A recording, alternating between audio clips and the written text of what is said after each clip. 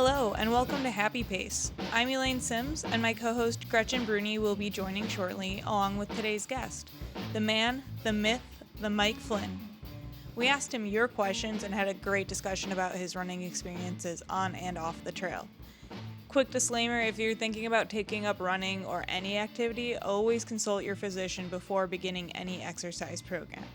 In today's race time roundup, Leah Koch ran the Thirsty Thursday 5K in 23:42, Elaine Sims 23:44, and Gretchen Brune 29:04. Now, without further ado, let's start our happy pace with Mike Flynn. We're recording in front of a live Forest Park audience this morning. It's Gretchen and Elaine on Happy Pace. Today we're joined by none other than Mike Flynn. Yay! Mike Flynn! So, who is Mike Flynn? Let's talk about that. Yay! Mike Flynn, who are you? Let's introduce yourself. A 40-year-old male born and raised in St. Louis, Missouri. What's your blood type? Mother's name, last four social. I don't remember if it's positive or negative, but it's in my road ID medical profile. Oh, nice. All right, so besides your blood type, what are you professionally? So I manage the Big River Running Store in University City, and I'm our program director as well. So get the pleasure of overseeing all of our community training programs, which are really neat, really cool, and working with a great group of volunteers, which does happen to include the two of you. Yeah. Formerly Elaine's boss. Yes. And Gretchen I've known through Big River's half and full marathon training program for a few years now. Who do you like more? No. Yeah, I know, right? Okay. Actually, Gretchen's never made a mess of my stock room and moved all my stuff around when I'm out of town. So I can't say I've ever been in the stock room. You're missing out. But then we also hid one of the mannequins in a pretty inaccessible place. Mike Flynn was not happy about that either. I don't remember that part, but that's probably true. Speaking of mannequins, one time during a purge, I threw a mannequin in the dumpster behind the store and felt very weird doing so. I was like, this looks a lot like I'm dumping a dead body. What are people going to think? What did they do at Big River? Yes. All right. Oh, and then I do want to add, you do kind of coach through some Big River programs, do you? I do, yes. So each season with our half and full marathon training program, worked with somewhere between 2 and 4 athletes, which is a lot of fun and rewarding. And then I write some of the large big group training. Revise would probably be the better word. Most of it is things that's existed for years that we've inherited. But tried to fine tune it, perfect it a little bit. For example, our summer speed work track program, the workouts for the slower end of the spectrum, I didn't think necessarily were the most appropriate in terms of duration of effort and their recovery time. So kind of taken some practical knowledge from seeing them in action over the years and made some revisions, and generally that's been really well received, which has been rewarding. Yeah, your group tends to be it tends to be the biggest group, I feel like, whenever I'm out there. Yeah, and that's something that working in the running industries really, I think, made me appreciate, is the variety of people who participate in the sport and how it is, in many ways, so accessible, so welcoming. I love when our different programs are out there together running, especially when we do out and back routes. Yeah. Like when we run from Forest Park to the Arch and back. We've got the really speedy people from our racing team coming back, and they've already done 7 or 8 miles, and they're passing a group that's maybe only done 4, and they're just supportive and encouraging and cheering.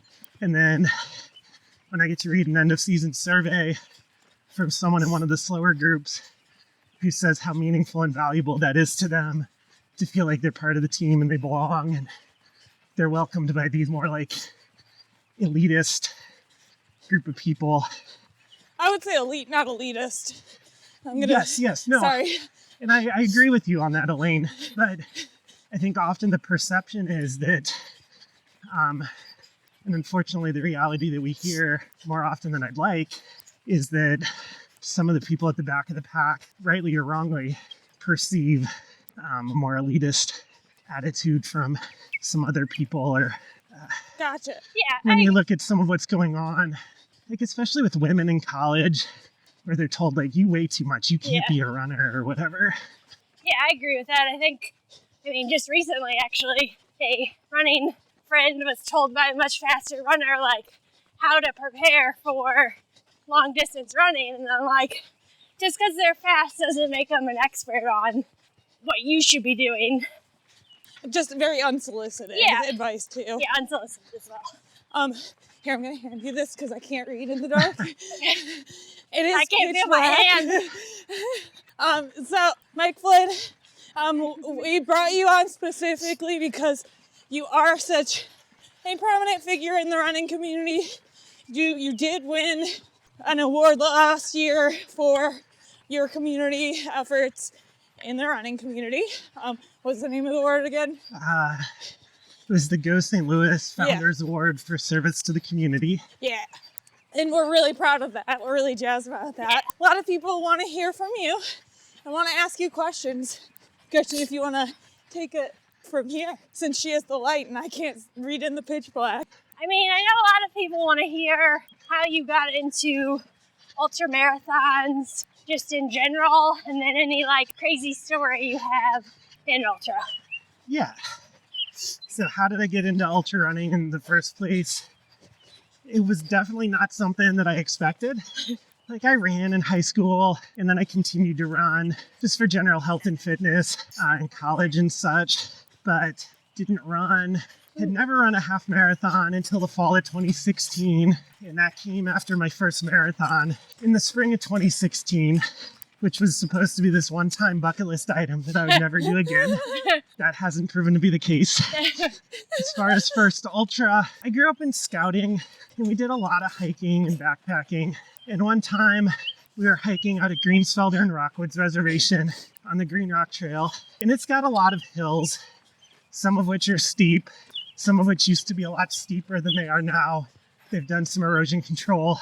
And I don't remember what even prompted it. Probably it was during high school cross-country season or something. But I made some comment one time about running the trail. And there were some guys, at the time they looked really old. So in reality, they were probably my age, Right. in like their 40s, doing trail work. And one of them just like scoffed and was like, yeah, right. And Oh my goodness. I remember looking at him and he's like, someone would have to be crazy to try to run this. So years later, probably like 2017, I learned about this race called Rock and Rockwoods, put on by Terrain Trail Runners. And it's out at Rockwoods and Greensfelder. And it's a 50K that's a large portion of it is on the Green Rock Trail. And it has like 5,000 feet of climbing. Oh my goodness. And it just sort of sat there in my brain. And then in 2019, the race was on my birthday. I was kind of like, all right, well, let's run a 50K for my birthday. And it's not just a 50K, it's a 53K. Oh God. And I was like, okay, well, there's a couple bonus miles and a lot of vert. So like, this is legit. Yeah. Not that any ultra isn't legit, but there are some out there that are like 26.4 miles where you run a marathon.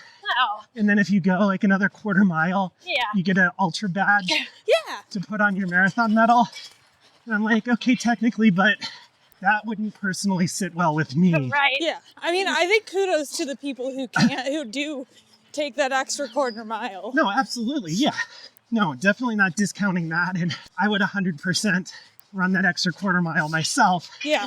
But I also know that me personally, Yeah. I'd be looking at that like, okay, well, I could do better. There's another goal ahead of that. yeah, what does that look like? And it's not that much further. Like, truly, Elaine, you and I were having this conversation with a mutual friend of ours on Strava Yes. in the comments on his run recently, like training for a 50K, training for a marathon, from a distance and endurance perspective, is not horribly different. Yeah. Like a 50K is very different from a 100K or a 100 miler. Yeah.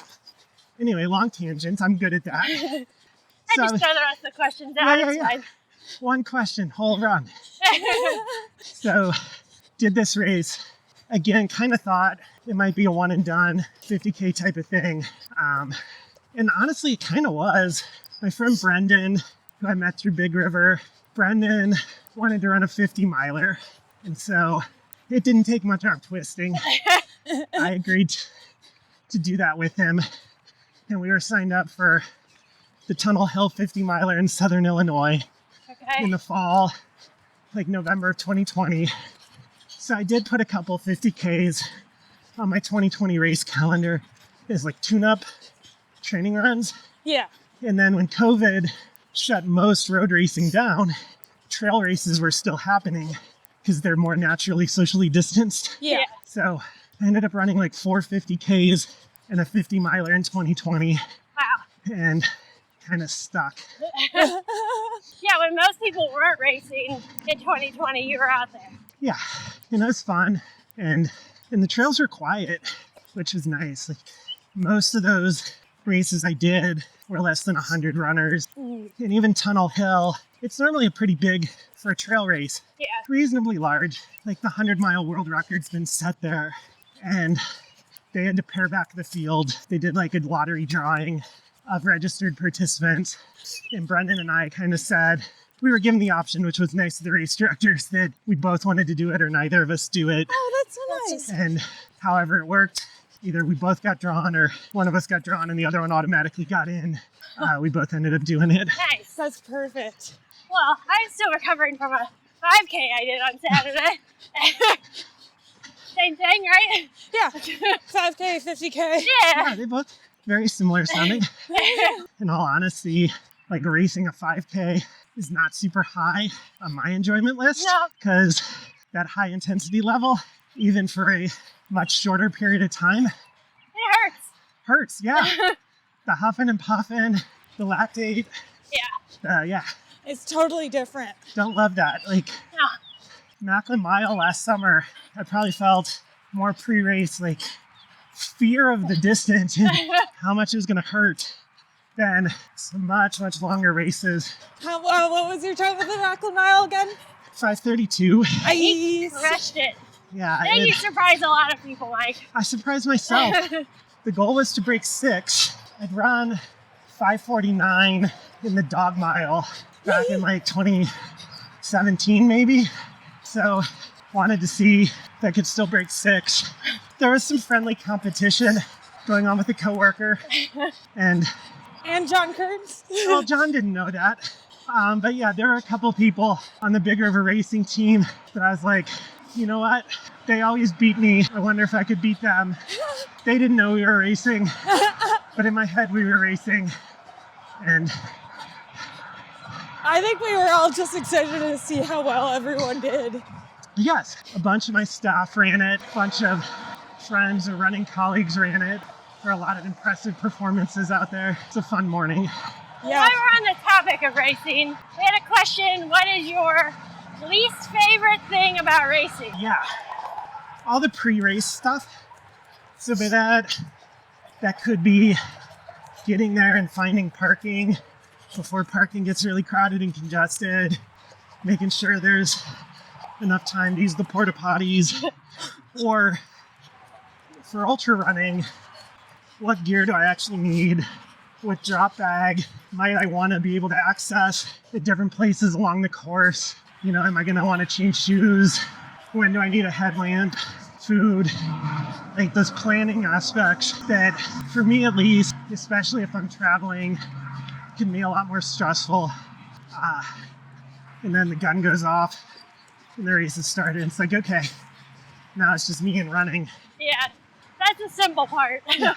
So what do you eat then before? What's your go-to? So pre-race, Yeah. so my pre-race breakfast, which I am not at all endorsing from a nutrition or dietary standpoint, is generally 2 waffles, and by waffle I mean like running nutrition stroop waffle. Oh, not like Eggo? No. So from either Dew or Honey Stinger, and then some type of bar. Normally a fruit flavor, Cliff Bar, nutrition bar, something like that. Okay. It's just a recipe that's worked for me, and I haven't really tweaked it because it seems to work. Yeah, I feel like once you figure out what works, you stick with it, even if you eat it over and over and over and over again. And then if I am doing something that's a higher intensity race, I'll have something like 10-15 minutes before, like a stick of Goo Chews or Cliff Blocks, just to top off the glycogen stores pre-race. Yeah. Awesome. Well, to counter that, what is your favorite thing about racing? You know, it depends on the race. So sometimes it's just being out there on the trails, enjoying nature.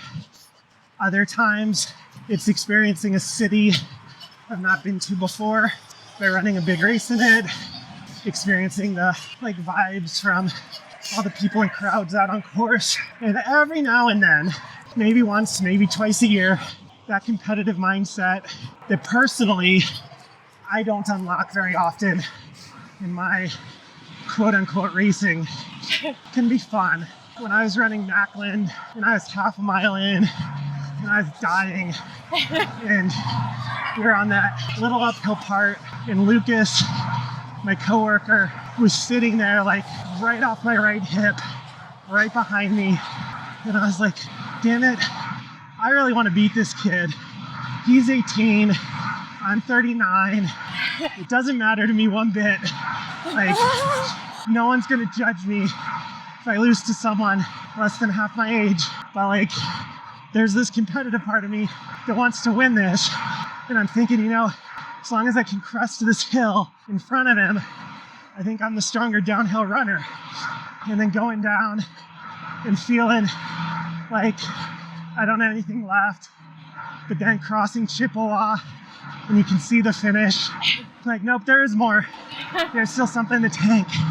Like, trying to do that really sucks in the moment, but like there is a sense of satisfaction that's pretty darn enjoyable. And every now and then I enjoy racing for that reason, and I appreciate that for a lot of runners that's why they race all the time. In general, that's just not my mindset very often. Yeah, I feel like on this corner where it's windy. Yeah, it's a little windy. Not gonna lie, I can't hear it all, Elaine. I could hear it. No, I said I can't hear you. Oh, you can't hear? Yeah, that makes sense. Okay. Well, I know Elaine will enjoy this question. Uh-oh. Actually, did you put this question in here? Maybe. Why is night running superior to morning running? I did not. This is from someone else. Okay. So, Elaine, I'm gonna let you down here. I'm sorry. Woo! As much as I want to defend night running, I don't know that I can. Yeah! I personally am a night runner because the snooze alarm is stronger than my self-discipline more often than not in the morning. I feel that. So if it's something like this, where there's accountability and I have to show up or I'm letting someone down, then, you know, my morning wake-up routine is a lot easier. But if it's a solo morning run, it's just more likely than not going to happen. I know that if I made lifestyle changes, that could easily change. Maybe someday it will. When I do run in the morning, I feel a tremendous sense of satisfaction afterwards. And I do feel healthier, more energized, happier for the rest of the day. But I tend to run in the evening more often. And there is a lot that I personally enjoy about that. It's a great way to unwind, to decompress, clear my head, or prepare for the next day or the rest of the week. The biggest problem I run into though is, one, I go home from work and the run doesn't happen at 6:30 or 7. It happens, you know, at hours of the night that most normal people are asleep. Yeah, I've seen some scary Strava times. Yeah. But in all seriousness, and I know other people who feel the same way, the nighttime run in a safe neighborhood where you're not really seeing anyone else out and it's just you and it's quiet and peaceful, I find that really relaxing and enjoyable. I like it quite a bit. It's just then hard to actually go to bed afterwards, and I end up, up for a couple more hours and get in this cycle of poor sleep. So my understanding is that the general health recommendation comes out way more in support of morning running, but I personally really enjoy night running in the moment. There is also something fun about joking around on Strava comments about it.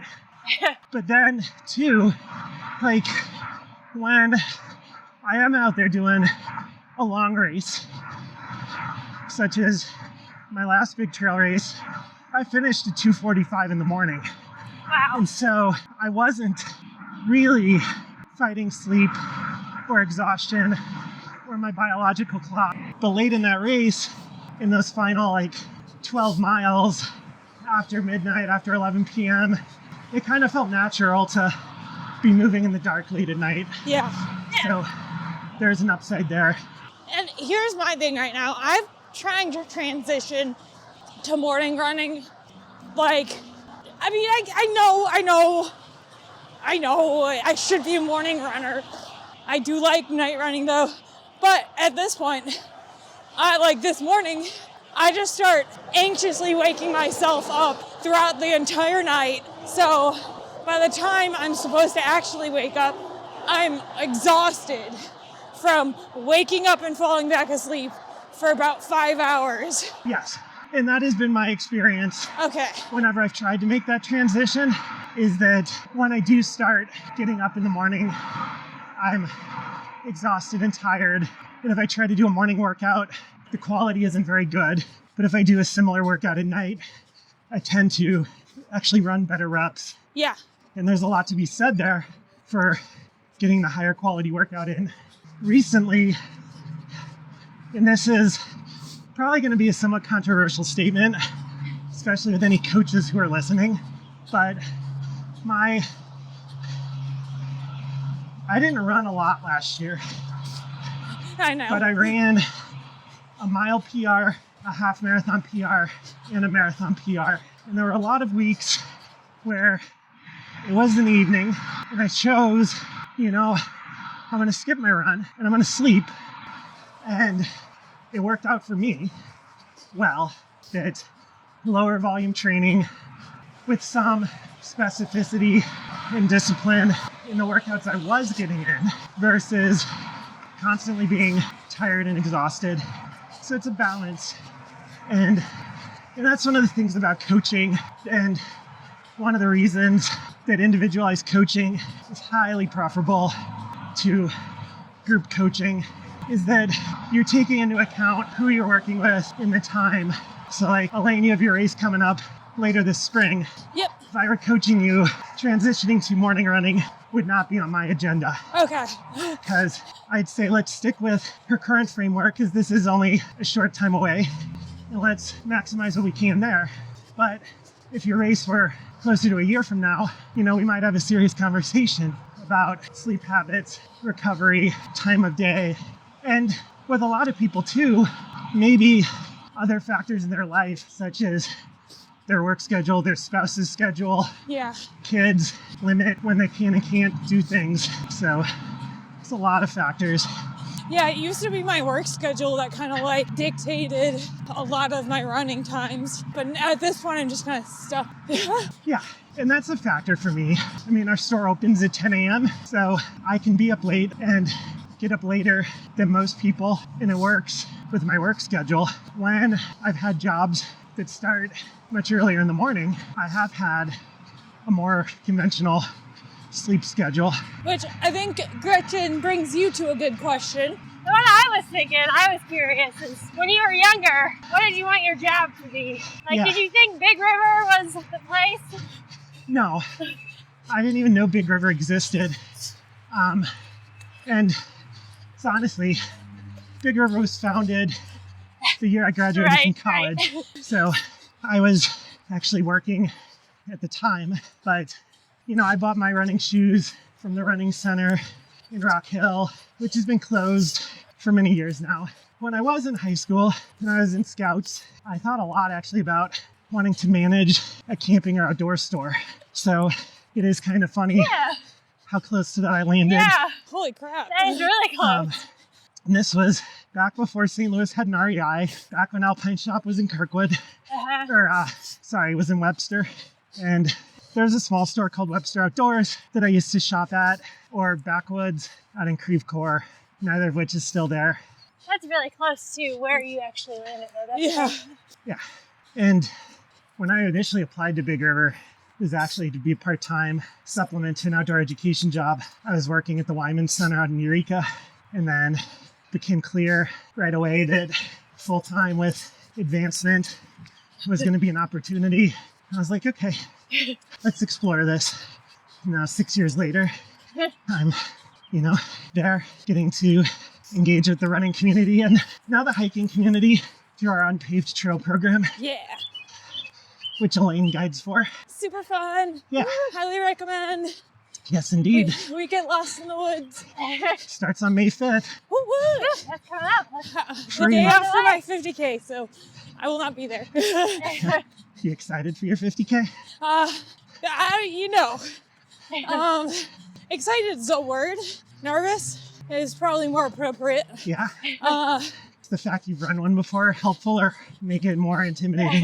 Helpful, but also I'm like, okay, well, this is a very different course. Like, honestly, Dead Horse at Moab, pretty, the train's not that bad. It's like rocky desert and temperature is pretty good. So like going from that to Midwest woods is gonna be, like, I know how I am on Midwest trails, so I'm a lot slower. So yeah.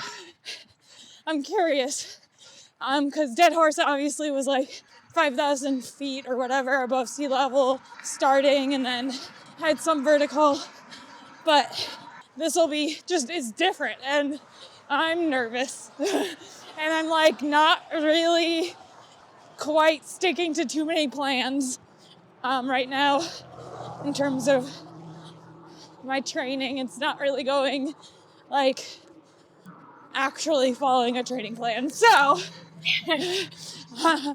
there's that. I am running. I'm getting a lot of miles in, but it's just a little bit less structured, I guess. So, but this is not about me. This is not Ask Elaine Sims anything. Oh, okay. This is Ask Mike anything. Sure. So, on that note, if you did not run, what sport hobby would you be into? And hiking does not count. Yeah. Cycling. Okay. I knew cycling was going to be an answer. answer. I should have thought that. Yeah, the bike rack. No, I own way more running shoes than I do bikes. But if I worked at a bike store still, I'm sure I'd own more bikes. Anything else like not athletic? Something like, I don't know, an instrument or something crazy, Mike. I don't know about the crazy part. So wildlife photography would probably be on there. And so there would be an element of hiking to that. Yeah. In terms of, like, that was actually a job. Like when I was in college and I was a liberal arts major, thinking about what am I going to do with this degree? Journalism or writing for something like Backpacker Magazine or Outside Magazine, National Geographic. Yeah. Were some things that I looked at a little bit. I really enjoy photography. I used to do a lot more of it than I do now. Every now and then, like especially with our 5K, 10K program, or occasionally with our summer speed work program, I'll actually take my DSLR out there and shoot photos of people running. Some of the marketing images, definitely not all, but some that are on our website for those programs are pictures I took. Okay. So that's really fun. Yeah. We all obviously know through Training Team, everyone loves Robert's photos. Yeah, that's a great resource, and I don't think people really realize, I mean, for me at least, I take horrendous race photos, so having Robert there is such a great resource. And he does it just because he loves doing it. Yeah, and It's really hard for me now, actually, with I take shitty photos with my iPhone. Just the act of pulling the phone out of your pocket, pressing a single button. It's hard for me to get in the mindset that I'm thinking about it. And I know that the phone has a lot of controls, but for whatever reasons, I haven't decided to play with that or explore that much. Since I treat it like a point and shoot. But if I go out there with my DSLR, I'm much more deliberate. I'm doing checks on the exposure settings, shooting trial images before the runners get there, playing around with the shutter speed and the aperture. And there's a discipline of sorts to trying to set up the shot and line it up that's enjoyable. But no, really, hiking is truly the answer. Hiking and cycling. I like being outside. I like being active. And honestly, if I had to predict the future 10 years from now, Ooh, I'm probably looking in like a doing crystal ball. more cycling than running. And there's no good reason for saying that, but running moderate distances, 40 minutes to an hour and a half, is pretty enjoyable for me. But doing a 2.5 hour long run training for marathon, Yeah, I'm kind of over that. yeah. Which is part of why I do it in a race setting, is to bring enjoyment there. Ooh, that kind of answers one of the questions, is why you do so many marathons. Yeah, and there's a couple reasons for that. There's a club called Marathon Maniacs. I've been a member of that for quite some time now, and they reward you through leveling up for various degrees of insanity. So currently I'm a level 5 maniac because I ran 3 marathons on 3 consecutive days. I'm close to level 6 from running in 16 states in 365 days. Hey, So partly, I honestly think that growing up in scouting, where there was structured rank advancement and merit badges yeah. and a trail to the Eagle Scout Award, there's kind of some parallels here to, I want to level up. And while in scouting, that advancement incentivized learning and skills and knowledge, here it's more just incentivizing spending money in travel and earning bling, which is pretty neat. Yeah, But I think there's a little bit of a cause and effect dynamic there. But I'm working on running in every state. I've done a half marathon or longer in 43 states. I've done a marathon or longer in 33. So I do plan to finish that up. And then recently, I've used road marathons as training runs for trail ultras. And no, that's not specific to training for the demands of the trail race. But sometimes I'll throw in trail 50Ks. So what's the furthest you've traveled then for a race? Well, I don't know if Maine or Washington State is further away. I'm gonna guess that Washington is. So ooh, I think it is. Run a few marathons in Washington State now. That's probably the furthest. I have a question as I'm going off script here. For someone that, is not really a trail runner, I wouldn't consider myself a trail runner. I've done obviously unpaved. I feel like I would like trail running. I just haven't gotten into it. So I guess my question is, for someone that is new to trail running or has never done trail running, how do you recommend getting started besides unpaved? I think my general advice there would be twofold. One, there's nothing that says you have to get into trail running. Just there's nothing that says if you run a 10K, you have to run a half marathon. So find what you enjoy and brings you satisfaction. And if running on the trails is stressful or you're constantly worried about tripping and falling, Yes. and you're not having fun, then go for a hike or run somewhere you do enjoy running. Exercise should be enjoyable, meaningful, but trail running is pretty cool. And I'd say just start small, go out for a shorter run on a less demanding, less technical trail. Give yourself plenty of permission to walk. The cool kids walk on the trails. The pros in a lot of the big trail races walk portions of them. Power hiking is a thing. One of the big trail and ultra coaches, Ian Sharman, who's got a lot of accolades to his name. He's a huge proponent of weight vest hiking, is training for ultra running. Like in your case, I'd go out and, hey, I'm gonna just do a 3 mile, 4 mile, something that's a really short distance for you after marathon training. Yeah. And just gradually, slowly build up. And then if you get used to running on relatively well-groomed trail, try something rockier, steeper, hillier, see how it goes. The other part of it, which we've tried to have some fun with in our unpaved program, is just accepting that you're going to be slower. You are going to trip and fall. You're going to run through a spider web. You're going to bang up your toes, get some cuts and scrapes, and just be like, this is part of the experience. And, you know, if that's all really off-putting, then okay, there's nothing that says you have to do it. But oftentimes, once it happens a few times, you're like, okay, like tripping and falling sucks. It's time to get back up and do it again. Is that helpful at all, Gretchen? Yeah.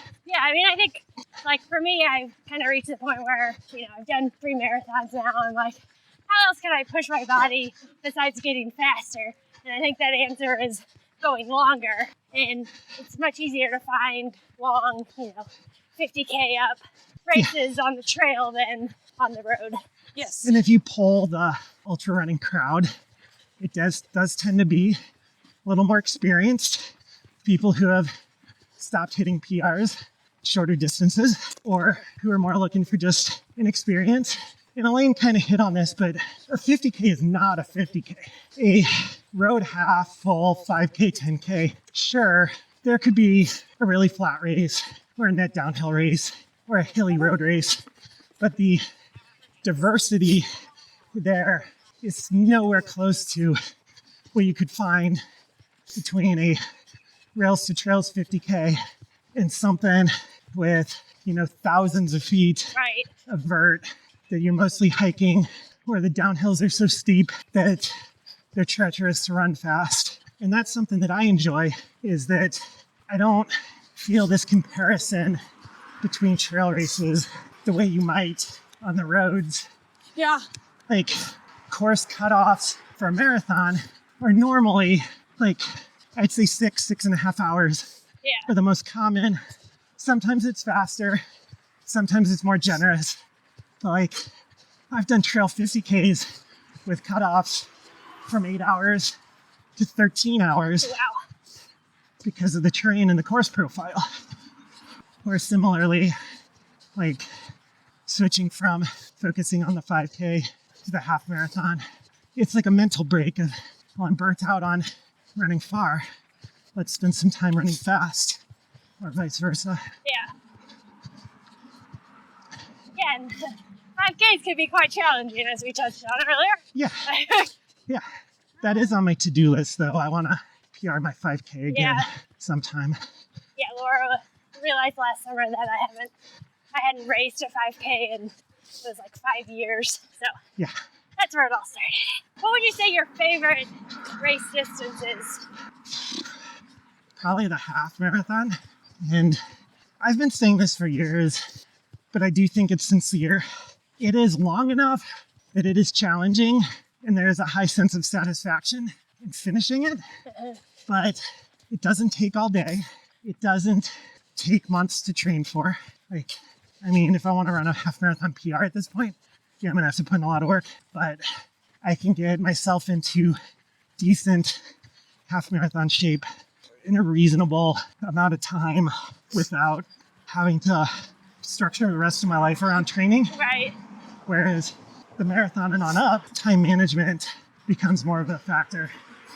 And then you can run the half in the morning and still enjoy the rest of your day. Yeah, you're not dead. But I don't know, I've run 200 Ks and there's a part of me that wants to use that as my answer because I finished both of them kind of I could go further. Yeah. I feel like we all do that. I could do further. And the two 100 Ks that I have run were very different races. How so? Tell us about that. So the first one was in Kansas, rails to trails. I don't know the course elevation off the top of my head, but I think it was less than 1,000 feet of elevation gain over 62 miles. Dang.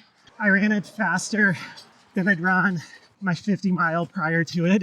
I actually ran a 50K PR mid-race because it was flat. Not a huge PR, like a, 7-minute PR or something. PR's a PR. It is. But like a 7-minute PR in a Right. shorter race is huge. 7 minutes from like 540 something down to 530 something. Yeah. It's different. And then Black Canyon had more like 4,000 to 5,000 feet of climbing, technical loose rock. Like, definitely had to be aware of the trip and fall risk. Scenic desert landscape as opposed to rail trail. Like, very different race.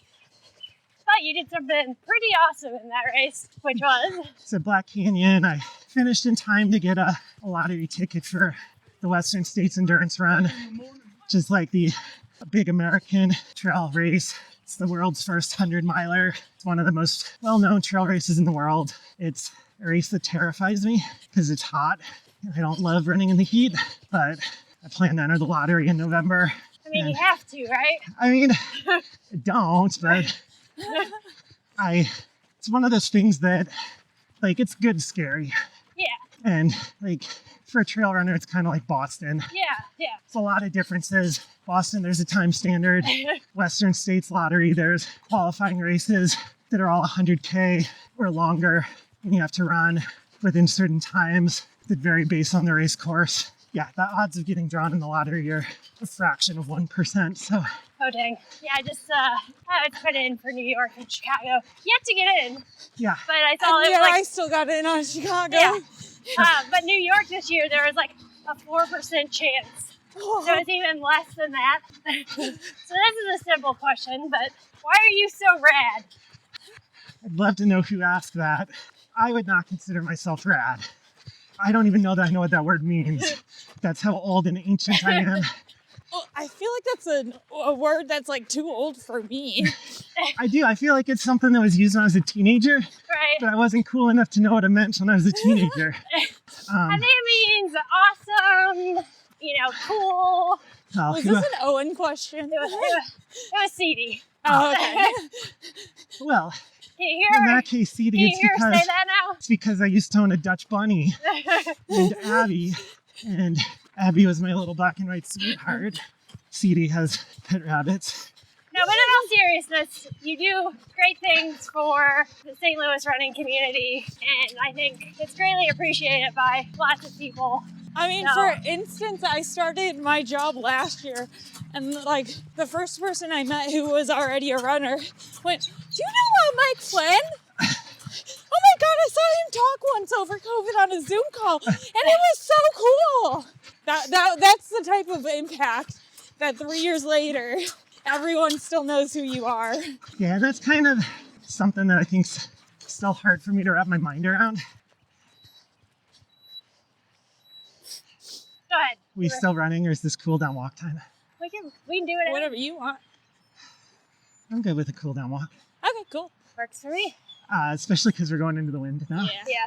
No, yeah, it is so much fun to get to engage with the community in the way I've gotten to for the last 2.5 years in this program role at Big River.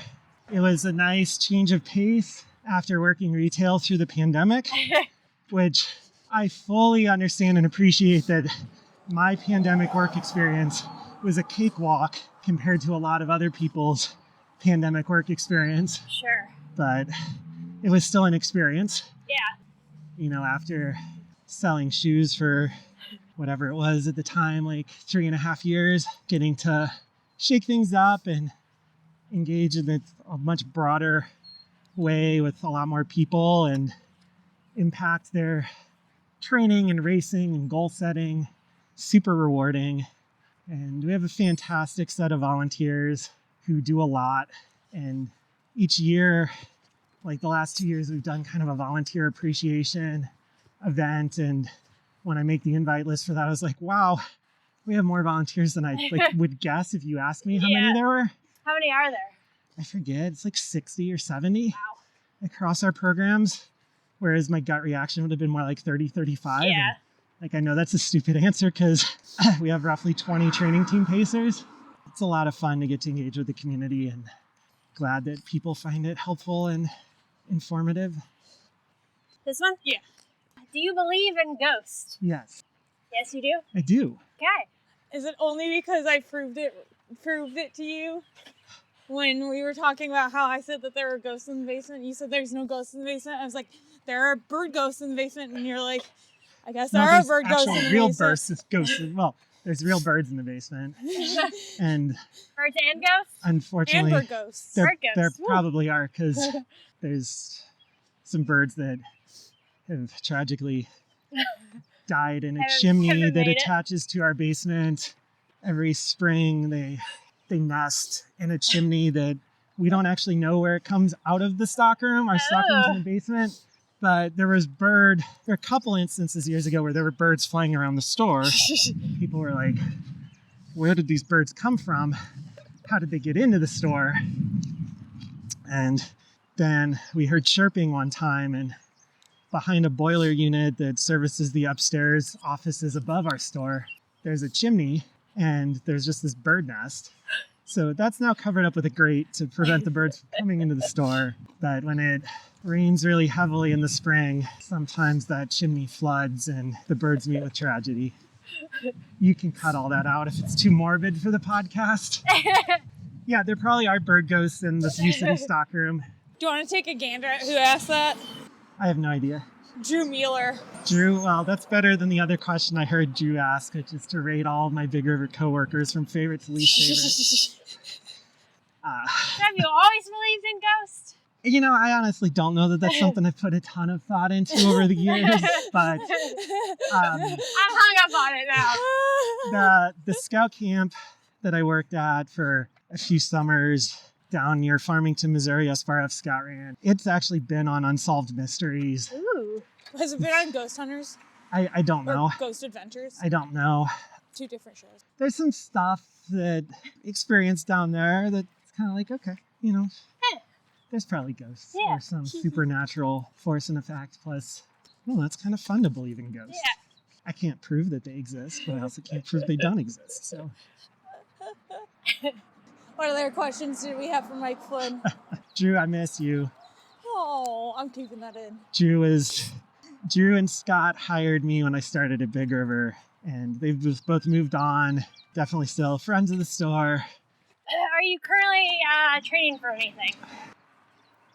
Training would be a stretch. I've got a pretty full race calendar for the rest of the year. Doesn't surprise me. No, someday that'll change. But there's a trail race in July out in Utah that I'm signed up for. Speed Goat 50K. It's Snowbird. Has 11,400 feet of climbing. Ooh. And descending, not like combined descent, separate, 11,000 feet of each.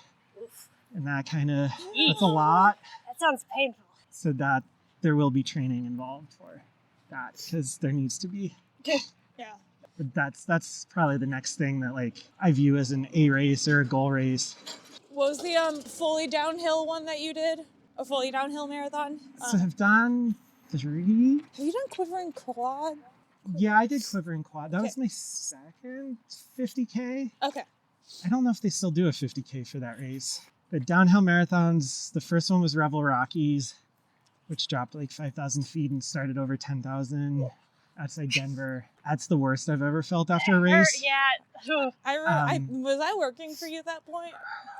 Yeah, probably. I think so. That I feel was- like I just started. Yeah, that was spring of 22. Okay, that makes sense. It was the weekend that Ewan broke 4 minutes in the mile at Festival of Miles, Yes. which I'm sad that I missed. We've got a photo of that in the stockroom of you all together afterwards, him in the middle. And then I ran Rebel Big Bear out in California. And then Jack and Jill, which drops more like 2,000 something feet. So it's a much more moderate downhill. And that's where my marathon PR is from. Do we have any more questions, Gretchen? Brune dog? Brunosaurus? don't know if you want to endorse any products. Someone asked what type of socks do you wear for trail races? It depends on the race, but I would say the features I look for in a sock on a trail race are more often than not something that's like merino wool or mohair, because your feet get wet a lot in a trail race, and something that's going to insulate when wet, such as those natural fibers. But the socks we sell and the socks on the market, different people's feet are different widths and shapes, and there's a lot of diversity there, and my sock assortment is fairly broad, so it's true for shoes and apparel too. That does it for today. Mike Flynn, thank you so much for joining us. We really appreciate it. You were able to make it out here today, and that you woke up The wee early hours of the morning. after all of that Training team hasn't even discussion. started yet. No, I know.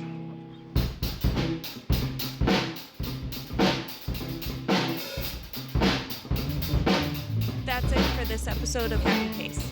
Like this episode and channel if you found your happy pace while listening. Subscribe to us on Spotify and YouTube. You can also find us on social media at happy_pace_podcast on Instagram and TikTok. Email us happypace@houseofmachka.com if you have any questions, comments, and ideas for guests. This is a House of Machka production. Our music is written, performed, and recorded by Grant Underhill, Mike Plasmeier, and Jake Laconte. Our graphic designer is Rachel Slingluff. Our marketing manager is Gretchen Brune. This episode was recorded, produced, and edited by Elaine Sims. Our co-hosts are Gretchen Brune and Elaine Sims. Happy Pace was recorded in front of a live Forest Park audience. So that's how we got to 26.2 miles. We can thank Queen Alexia. Morning! Wait, it's actually Casey. We did a shout out already this morning. We see you. Hi, Bonnie. Morning. Hi, Dog. Morning. Hi. Morning. Morning. Morning. Morning. Morning. Morning. Morning. Morning.